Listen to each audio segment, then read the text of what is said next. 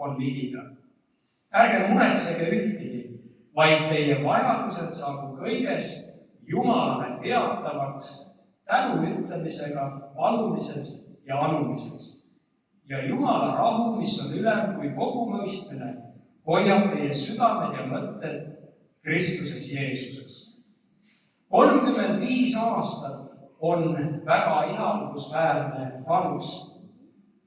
Oleks isegi meelsasti taas 35-aastane, kusjuures Rene tähistab täna oma sünnipäeva ja ta on vanem 35. Laps, ja ta kirjutab, laps enam ei ole, üht-teist on juba korda saadetud. Lihastes on veel piisavalt rammu ja vastupidavust. Omad enam-vähem adekvaatsed hinnangud oma oskustest ja annetest.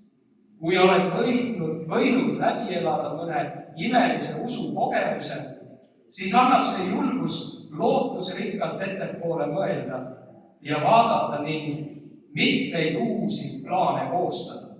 Tead, et sul on isa taevas, kes kannab sinu eest hoolt ja keda võid igas olukorras usaldada.